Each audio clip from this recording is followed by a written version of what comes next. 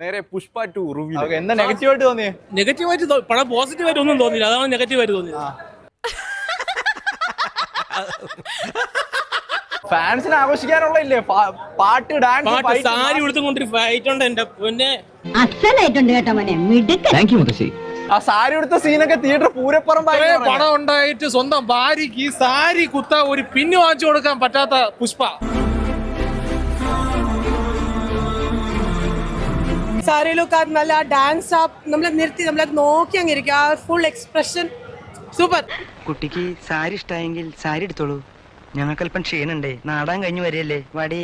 അങ്ങനെയാണ് എല്ലാരും കാട്ടുതീയാന്ന് പറഞ്ഞിട്ട് കാട്ടവരാതെന്നൊക്കെ പറയുന്നത്. കാട്ടവരാന്ന് വെച്ച് കഴിഞ്ഞാൽ ബ്രോ, ലാസ്റ്റ് ഫൈറ്റ് ഉണ്ട് സാരി കൊടുത്തിട്ടുള്ള. ആദ്യത്തെ ഫൈറ്റ് കൊള്ളാം, രണ്ടാമത് സാരി കൊടുത്തുള്ള ഒരു ഫൈറ്റ് ഉണ്ട്. അത് രണ്ട് കൈയും കെട്ടി രണ്ട് കാലും കെട്ടി കഴിഞ്ഞാൽ നമുക്കൊന്ന് ചൊറിയാൻ പറ്റുമോ? ഓഹോ, പരിഹസിക്കുകയാണോ? എങ്കിൽ ആജീവനാന്തം ബാൻ ചെയ്ത് കളയും. ഒന്ന് മൂത്രം ഒഴിക്കാൻ പറ്റുമോ? ശരിക്കും പറഞ്ഞാൽ ഒന്ന് ബാത്റൂം പോകുന്ന തൂറാൻ പോലും പറ്റൂല. ഒരു മനോരോഗ ചികിത്സകനും സഞ്ചരിച്ചിട്ടില്ലാത്ത വഴികളിലൂടെയൊക്കെ ഞാൻ സഞ്ചരിച്ചെന്നിരിക്കും, ഒരു ഭ്രാന്തനെ പോലെ. ആ അല്ലു അർജുൻ 50 വരെ വന്നപ്പോഴത്തേക്ക് കറങ്ങി കടിക്കുന്നു, അത് എനിക്ക് ഇഷ്ടപ്പെട്ടില്ല. ഞാൻ കുറച്ച് ഓവറായില്ലേ?